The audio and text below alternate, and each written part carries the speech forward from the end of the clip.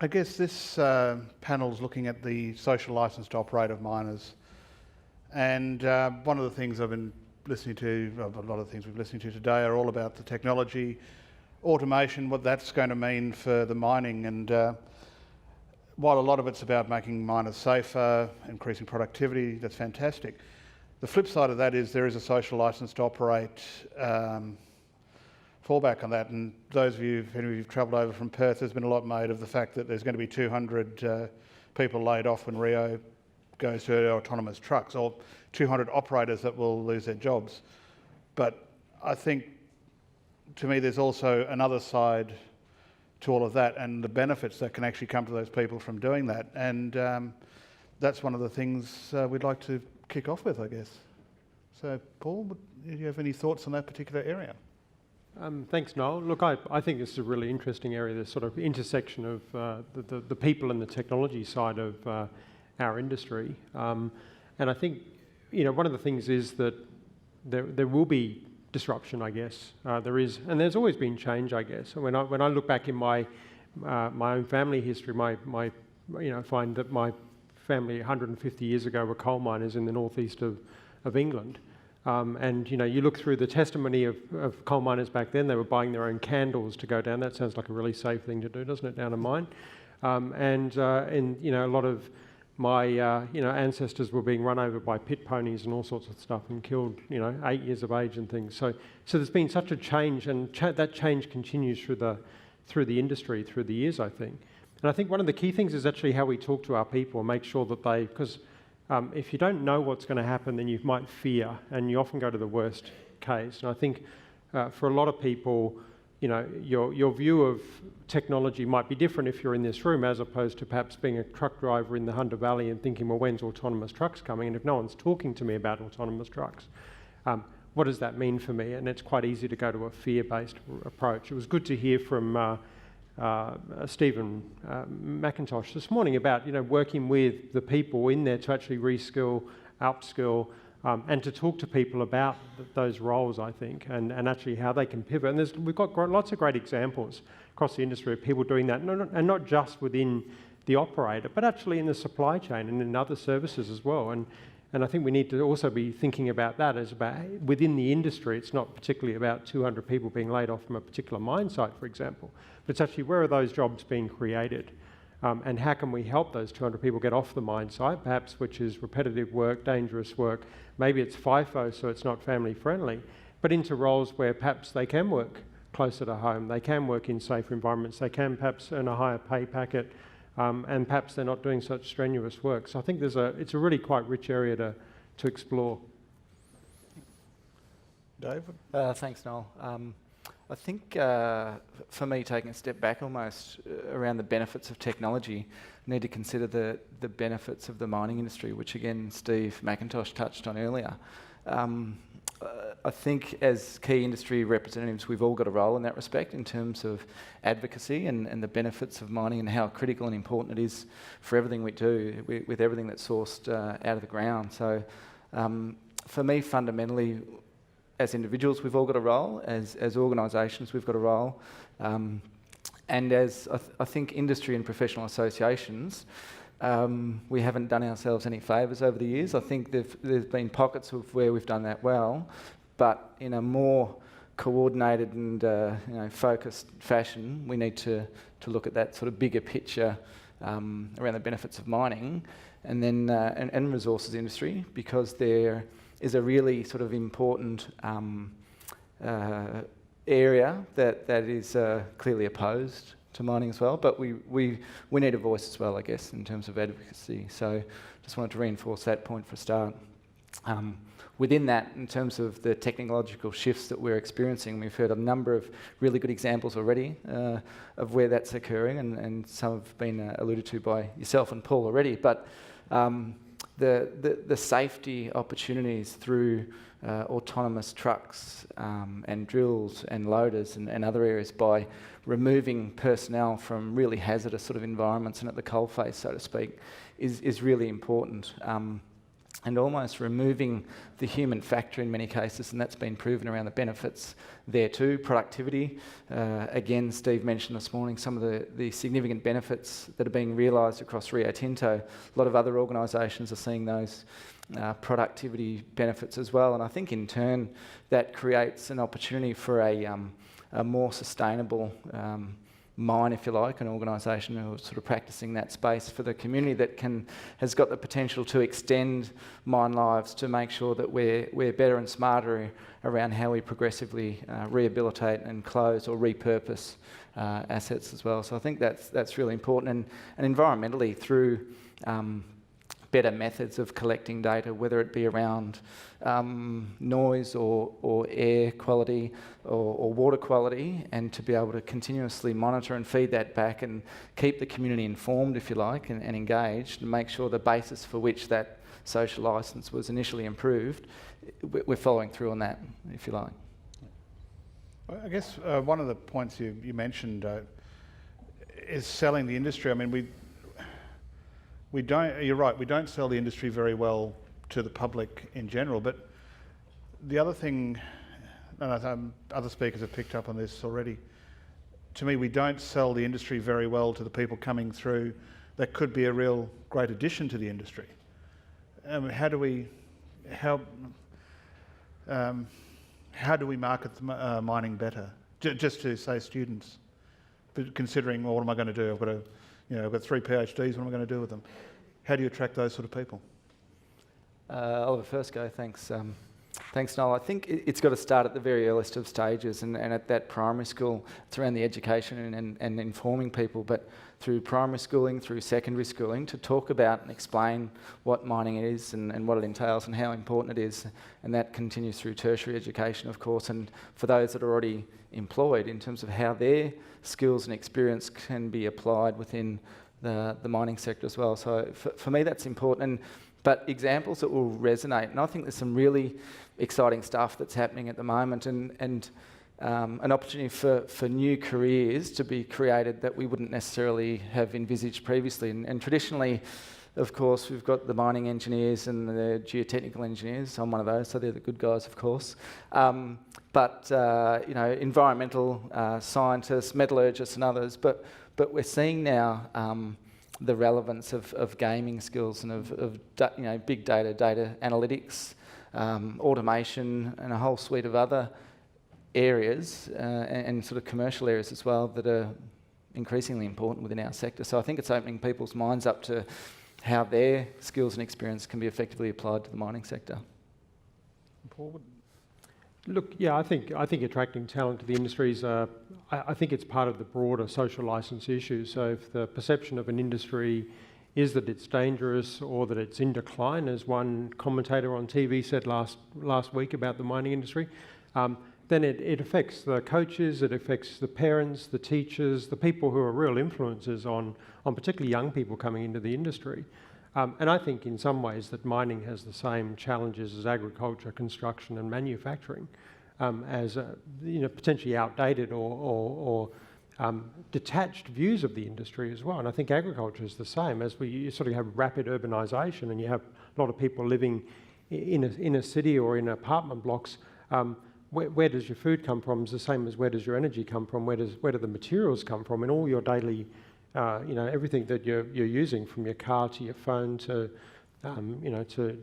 household appliances and everything. So I think there's a general education and literacy that needs to be done. We're embarking on a national literacy project, energy literacy project, really just to try and understand better that gap between the reality and the perception.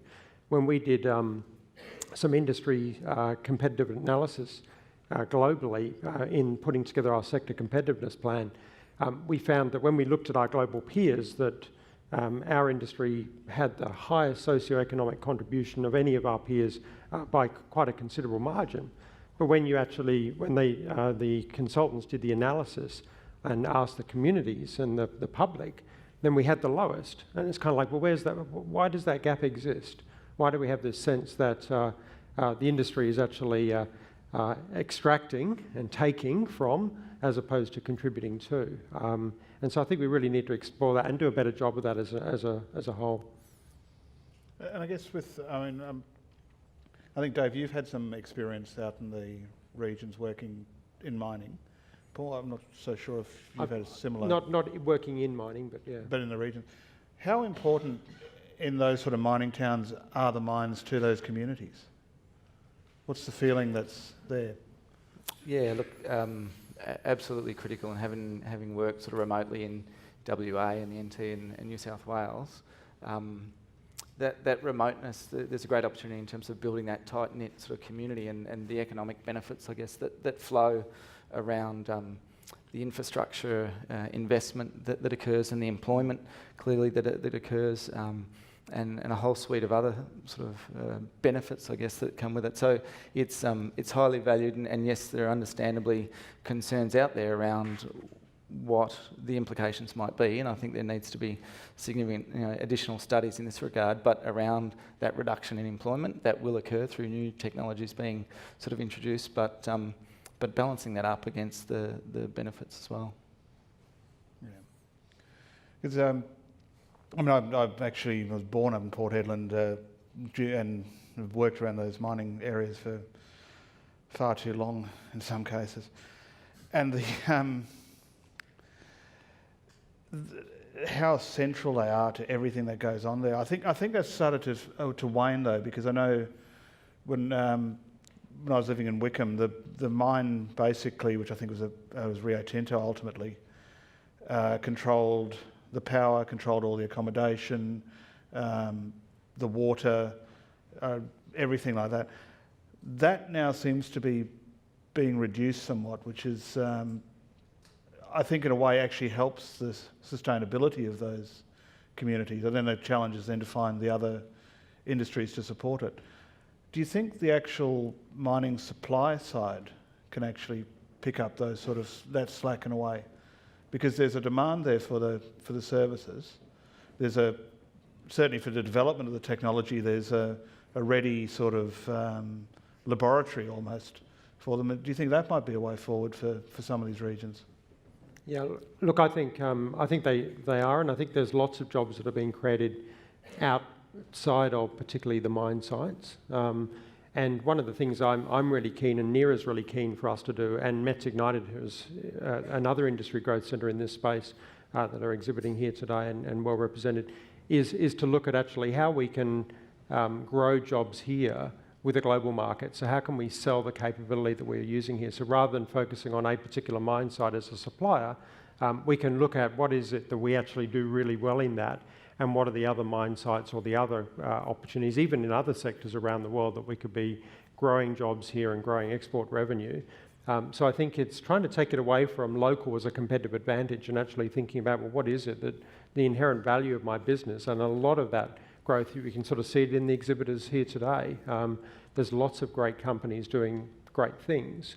And so while the on-site mine employment might be shrinking, there's lots of services, there's data analytics, there's a whole range of products being manufactured and serviced and maintenance, and a whole range of things that are happening that are growing as well. So it's important, I think, for the industry to sort of talk about that. Otherwise, people get fixated on the 200 that are being lost, not about the 2s, 3s, 4s, 5s, 6s that are being perhaps grown every single day.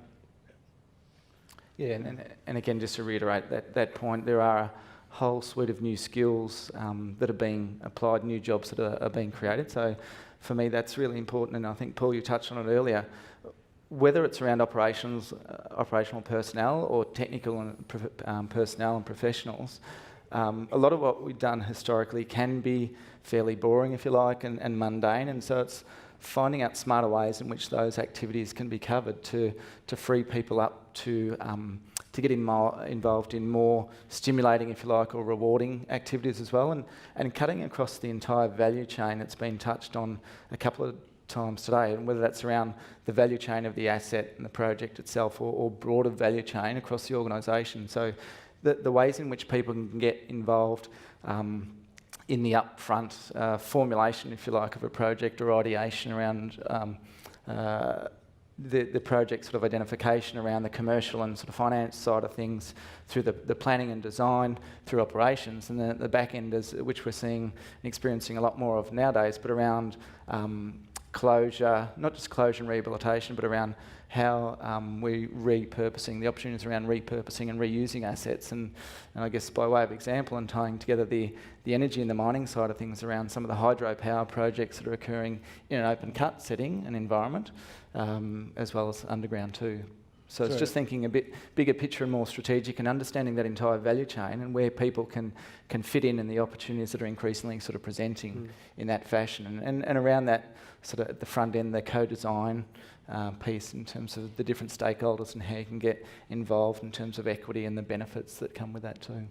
So I guess you're talking about things like the Kidston project up in Queensland with pump storage hydro, isn't it? Yeah.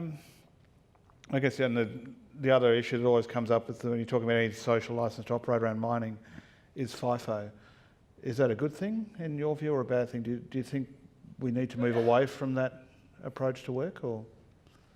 It's an easy topic. I'll let Paul. Look, or is there a better way to do it? Better way to do that work? Well, I mean, FIFO sites are probably the ones that lend themselves to autonomous systems a lot, and this is where I think, we're bringing the people element to it, and we kind of bring in the customisation. In fact, technology, we've got more technology and models, I guess, at our disposal than ever before, and it's kind of really looking at almost on a case-by-case basis. So if I'm in the Hunter Valley, then autonomous may not suit as much as being out in sort of central WA or something, and with a FIFO workforce. And I've seen a number of reports around mental health and FIFO. I was at a Mates in Energy lunch last Friday. So there's Mates in Mining. There's a whole range of challenges of people working FIFO. So this is part of, I think, where technology can actually help the social licence to operate. And if people can be operating remotely operating the site, instead of driving a truck, they're now programming and scheduling the trucks, and maybe they're doing it from home. Maybe they're doing it from a co-working space 5 minutes from where they live, rather than flying in there for 3 weeks on 1 week off, and looking at their family in a little screen at the top of their laptop. Then I think these are good things. But again, there's almost like a toolkit of things that are being put together, and I think it's really to sort of work with the people and actually work out, well, let's use the pieces that we've got to actually design up the best system that works for the business and for the people as well. Yeah, so, sorry. Yeah, I suppose on the same topic, I've never experienced FIFO myself. I've always lived remotely in the mining town, if you like, or on site. So it's a bit hard for me, but I'm certainly conscious of the mental health issues, as Paul said. So anything that we can do to help correct that by providing more flexibility in the work, there's still going to be a place for it, without a doubt. But if we can look at being a little smarter as an industry in terms of trying to minimise that and the effects on individuals and their families, I think that'd be good. That's always a challenge, isn't it? That finding that balance between what the operation needs and what the workers particularly need. And just pick up, so basically what you're saying with the toolkit or the palette sort of thing, you can go in and so what might work really well in a Pilbara mine will not work very well in a mine in Africa, for example, or somewhere else. But there are other aspects of it that could be brilliant for that particular operation. And I guess we keep circling around this thing of the other types of work that are there. One of the talks I was in just now, they were talking about these various tools that are being applied to exploration rigs, for example. And what that means now is and yes, it is changing the work of geologists, for example. Now the geologist at the rig is not a data collector anymore, which is basically what they were. They're now a data interpreter. Do you see some exciting sort of opportunities coming out of, the exploration is one example, but either things, or even, Dave, in your industry, but in your sector with geotechnics and the geotechnical side, are we getting to a point where we can work smarter?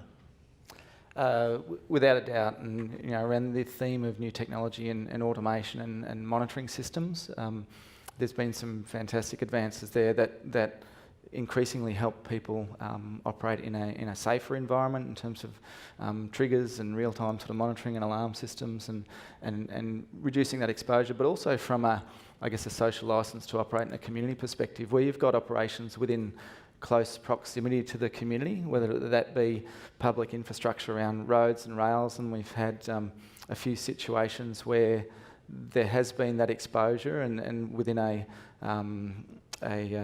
zone of potential influence around an open cut sort of operation especially. So the new technologies have certainly helped in that regard without a doubt. And drones have been discussed a lot, and we saw some examples of that through the earlier presentations today, but the benefits of those in the early exploration stages and mapping stages to help minimise the environmental sort of impacts through early stage exploration, as well as the quality and resolution of data that we're collecting in the mine environment, again to manage mine operations in a safer workplace through inspection processes of key infrastructure and assets is really important and exciting. Yep. I was going to mention Core Innovation Hub in Perth has got they've been running Core Skills, which is teaching data science to geoscientists. And they're looking at doing that nationally, and we'll probably be doing that on the East Coast later this year. And there's been a massive take-up in that, in terms of moving, upskilling people into the sort of data analytics area, where they're not having to capture, they're not walking around with a clipboard. They probably haven't done that for a long time. But in terms of actually capturing the data, there's sensors and there's a whole range of things, but actually the analytics side, which is perhaps where people get to be more creative as well, and perhaps is more interesting work, less repetitive. And they've been, that's been well received, that program. So I think starting to see more of those industry-wide programs as well of upskilling in areas such as data or in remote controlled operations, drones, all those types of things, I think is really key. And there's some great programs out there. Again, we're probably not selling them enough to the general public that those things are actually happening. It's one thing I came across today is I noticed we've launched our the Australian Space Agency, and last week they were talking about mining on Mars. Do you think there's any chance we can bring the two together and take our mining technology and look at moving it into this sort of? I mean, it's a great way to sell it, isn't it? You know, want to know how to mine on Mars? Come and work in the Pilbara for a day or two, which is actually probably similar to, probably less hospitable than the environment of Mars actually. But hey, I was born there, all right. I mean, there's certainly another way in which we can attract talent to the industry, though, in terms of those opportunities. Yeah. And I'm not going to pretend to be an expert in this area at all, but at some point, we'll be heading down that path, and perhaps sooner rather than later. But the whole technology sort of shift and new innovations and automation, the whole implementation, it'll be a long sort of transition though, and it'll be on a case-by-case basis and horses for courses, depending on which jurisdiction you're in and the appetite that they do have around reducing, labour, where you've got a different labour sort of cost structure, and it's so sort of critical as well. So it'll depend. It'll be a reasonable journey already, but it's occurring at a rapid rate of change at the moment. And I guess this is the thing I keep coming back to in everything with the technology. I mean, some of you guys have raised already, I think. The people aspect of it is so critical to all of this. Yes, we can have wonderful change. We can bring in autonomous trucks. We can bring in tools that allow you to think more about what you're doing. But if you're not telling the people how to do it or involving them in its development, I just can't see how. I can see a lot of more opportunity for failure than for success. Well, I think that's right. I mean, I think you really need to be taking the people, with you, and actually showing that the reason things are being done, and being honest with people. As I said, I think before, people fear where there's uncertainty, and I think this whole future of work and robots are coming to take my jobs and everything is far overdone.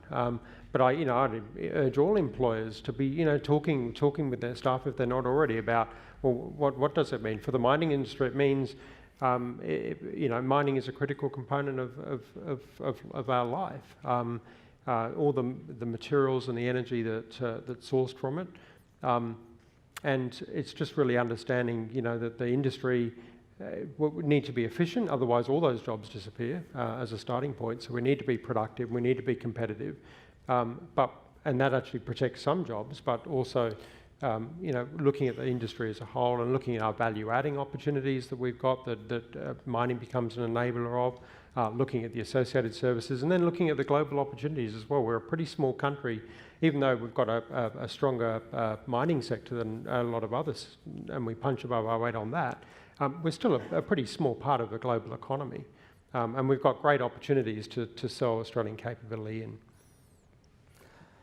I think on a similar topic, we can't, and it's spoken of a lot, I know, but we can't underestimate the softer skills around really robust communication, which Paul's sort of mentioning. So whether that be your internal employee engagement, staff, whether they be staff, contractors, but the community engagement and stakeholder sort of communications.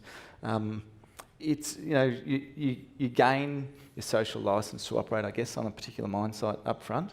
There are all the approvals that come with that, and there's an ongoing requirement through regulatory frameworks and mine management plans and other things. But keeping the community additionally informed, I think, is really important. I think it's done well in certain areas, but overall we sort of let ourselves down, and that needs to occur right throughout towards avoiding surprises and coming back to this sort of co-create, co-design sort of opportunity in terms of how they can be involved and regularly informed, and again, automated methods of monitoring and social media, if you like, better use of social media nowadays in keeping people sort of connected and abreast, I think is really important. And once again, it's happening in pockets, but not to the extent that it could. I guess in some ways you want to make your staff your ambassadors, because they're the ones that are in the community, and they're the ones that can affect that the opinion, I suppose. And that then becomes the dilemma, doesn't it, of direct employment perhaps reducing at the mine site, where those people are your advocate from a social licence perspective, and then you've got remote controlled sites, and from where people are more detached from the actual mining activity, perhaps the social licence isn't strong. So there's a dilemma there. You're taking people out of harm's way in some ways, out of hazardous sites and perhaps strenuous sites and repetitive operations, but you're also removing advocates from the direct understanding of mining as well. Yeah. And you mentioned social media, because this is one thing I remember with the energy industry, particularly the coal seam gas side. Everyone could see you can see the benefits of tapping an energy source, but the green argument was so strong and so well organised that it never seemed to get off the ground. I know that was the energy industry. I think mining's just as bad at getting that across. Yeah. Look, it's a good point, Noel, and it's what I'd sort of alluded to a little earlier. And there is a very vocal portion of the community that's very anti and sort of negative. But again, we don't do ourselves any favours by sharing a lot of the data or sort of experiences and around those benefits as well. And I think it was Elliot, I'm not sure if he's here at the moment, asked a question earlier in one of the earlier sessions, but around collaboration, and there are mechanisms by which that can occur through industry and professional associations, which is sort of helping. But I think more broadly we need to capture and clearly articulate the benefits and provide data that lends itself to more of a balanced discussion and debate. I was at a speech a couple of months ago. The CEO of Rio Tinto was talking about going from business to business to business to consumer to business to people. And he was talking very much about the social media and about how business has to get much better at engaging. And Dave talked about communication, both internally and externally, but needs to get much better at engaging with people. And not fearing it as well, this engagement, and being defensive and worrying about what people are thinking, actually talking with them. And engaging with them in that sort of social media environment as well. But sometimes some of the mining communication can look a bit defensive, but actually, it shouldn't be defensive. It's actually a significant contributor. And as I said, a lot of what we use in a day-to-day basis wouldn't exist without the mining industry. That's true. And I think there are risks, and you can be exposed at times, but erring on the side of being very transparent.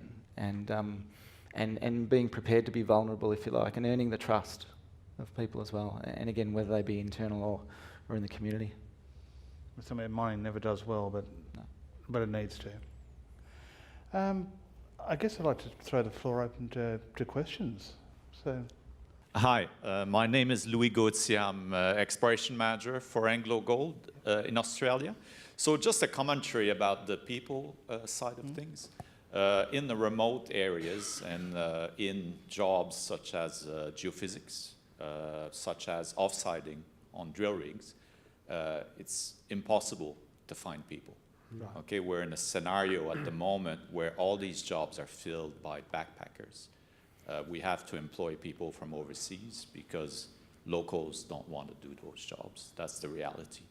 So if you're going to somehow make them redundant through technology, I don't see that as a problem in Australia. That would be good. I don't see that happening in the next 10, 20, or 30 years, really. They're difficult ones to tackle, I think.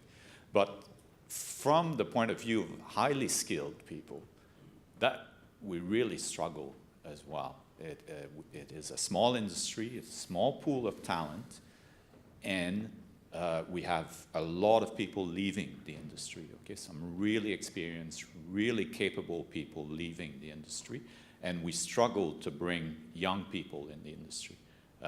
Engineers, geologists, there's very few coming through at the moment. So I can see a real crunch coming in that space. And a lot of it is the industry shooting itself in the foot, not treating people as well as they should. And when there's a downturn, people being sacked right, left, and center. And then when things pick up, wondering why we can't find people. So, so that's one aspect of the commentary I have. The other aspect is around the sustainability factor. I think the industry as a whole has a lot to answer for in that space, in the environmental space in particular. And we need, our practices has to be better. We need to do better. We have improved tremendously in the last 20 years. We need to continue that improvement. We have to be not only at the point where we are compliant with regulation, we have to be at the point where we are proactive in the environmental space. We are leader, we are steward of that environment because we're the ones out there in the field. We're the ones having the presence out there. It's for us to do the right thing. And I think we're not there yet. In my group, I have a full-time environmental advisor, and she does an amazing job out there, but I need the whole team to be involved in that space. Thank you. Thank you. I might just say there on, you know, I mean, a bit of that's around the reputation of the industry, but I think it's about how we sell a career in the sector. So, you know, we talked about space. Well, you know, get your first steps in space exploration on Earth, right? Come into mining, right? I mean, that's where you're going to learn your skills. That's where the program, and Steve McIntosh earlier was talking about the partnership they've got with TAFE in WA, and seeing those sort of programs as well. I mean, you can work in data analytics, you can work in drones, you can work in all the technology, all the exciting stuff that kids want to do, but you can do it in mining. You can do space exploration in mining, right? Do it here, and then go to Mars. You know, my kids won't be going to Mars, but. So, Izzy, just down the front here, please. Thank you. My name is Sean Dessereau. I'm with MST Global now, but I had a startup that did social media data mining about a half decade ago, and I can tell you some of the most advanced technology being applied today is how to leverage social media for a particular outcome. The amount of technology and algorithms, we're talking about, you know, some data that we're doing with algorithms and stuff like that, the most advanced algorithms today are being developed for social media. And it's really about listening to what people are saying, understand who your advocates are, and so forth. We did a map of the people who were against these mining projects. They were all super well clustered. They communicated to each other very effectively.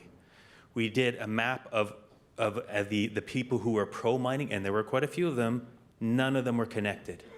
So it's not about, it's about creating communities that will support us. It's not us about responding to what anti-mining people are saying. And there's technology, incredible amount of technology out there to be able to do that.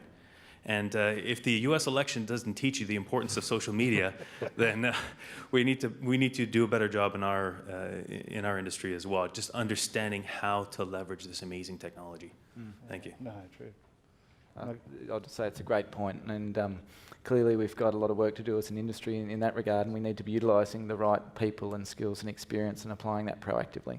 So I think it's a great point.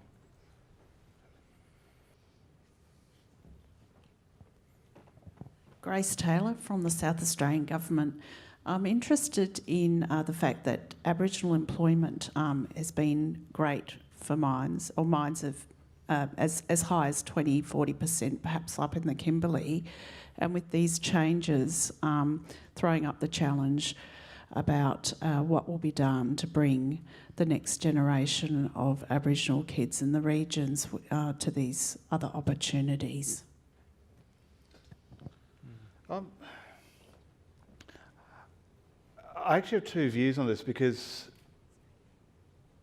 and my experience is more from the Pilbara and what's happened there. And I'm coming more from a mining business point of view than an actual people working in mines, so just factor that in. But and it's something that Louise said as well just now, this is where mining shoots itself in the foot. They go out to the Indigenous communities, they build a big relationship with them, they get them involved, and they help them create businesses, then they close the mine. And all these guys are suddenly sitting around going, great, now what do we do? But by the same token, and that's just been isolated instances, there seems to be a far stronger push now within the industry, one, to bring in people in the first place, skill them up. Fortescue Mining Group's a great one for that. They've done a lot of things where they've brought people in, they've actually trained them as truck drivers, then they've moved them through as they've taken those trucks away and made them autonomous and moved them into other areas like the port, into, in some cases, into the actual control rooms. So these guys have gone from actually driving a truck to actually scheduling how these things work. So that's gone from what's a fairly menial job to a very, very highly skilled job. That's some things that they've done really well. And they're doing it a lot better with actually growing these businesses, and not just to the point where, okay, you're just supplying this mine. They're now working with, and this is not just Rio's does it, a lot of them are doing it now, where they start trying to find other alternatives for them outside of the mining space. To me, that's the way Indigenous communities are going to move forward. That's the way these Indigenous businesses are going to grow. Even the federal government now has started to get into that.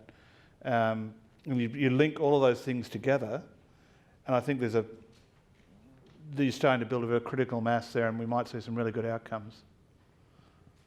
I think I was just going to add to that. I think the idea now that you can do things remotely as well means that you can do things remotely. You can do things in remote places, and so your work doesn't necessarily need to be local. Your customers don't necessarily need to be local either. And I think trying to bring in some of that entrepreneurial view as well, rather than the local mine is my employer, and if the local mine goes, then I've got nothing to do, or I don't know what to do. Then it's kind of like, how do we find other things to do with a global market?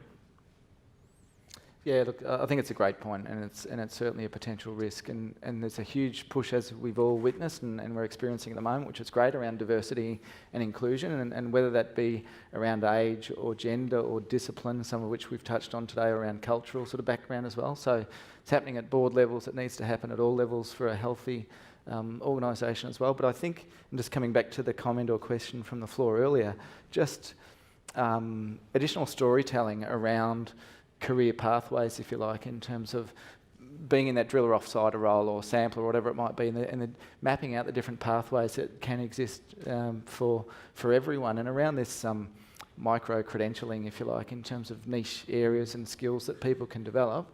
Doesn't mean that you have to undertake a 4-year degree and masters and everything else, but there are some specific skills that are new to the industry that are increasingly relevant as well. So I think we need to identify what those pathways are and communicate those and support those for those that we can attract and retain. So we've got time for one more question there. Sir? Yeah, Doug Morrison from SEMI, based in Sudbury, Northern Ontario. We have a high concentration of mines and a high concentration of mine service and supply companies, and it's completely clear to us that what's been happening over the last 30 years or so is a transfer of employment from direct employment in mines to employment in the service sector. The advantage of that is actually that you can expand your service sector to service the global mining industry rather than just the local one, and that's a big struggle that we're going through, but it is a very significant opportunity for both Canadian and Australian companies, because we're two jurisdictions that have significant capacity in research and innovation that many other mining jurisdictions in the world do not have and will have a great deal of difficulty developing. So there's a large opportunity for us to grow that. But the other factor is that in South America and in Africa, mining companies have put a lot of effort into developing employment opportunities for local communities in underdeveloped communities. We need to look at what we've done for those communities and look what we can do for our own communities. In those communities in Southern Africa or South America, being a truck driver is not the be-all and end-all. And for Indigenous communities, it absolutely is not the be-all and end-all. There are other ways for mining operations to support what that existing community is about already. Not to turn them into truck drivers or miners or something, but to actually help develop what their community is about. And that's a more holistic approach to what you might call an impact benefit agreement, not through direct employment with one individual or a small number of individuals with very high salaries, which is destructive of those local communities, but to structure the benefit to the community to support what the community was about before the mine came. And then you begin to then defray the impact of the mine closing, because you've actually super developed what was already there. And so that seems to me to be the transitions that we have to go through as an industry, rather than simply saying we're going to produce lots of truck drivers or drillers or miners, etc. Yep. It's a transition in the way our industry impacts on community to a more holistic model rather than a more individualistic model. Yeah, great points. Yep, thank you. Agree. I'm pretty sure this is a very touchy yet interesting and essential topic, and I'd like to thank the panel for covering it, and I'm pretty sure we're going to continue talking about it probably for months to come. But thanks for the really good insight.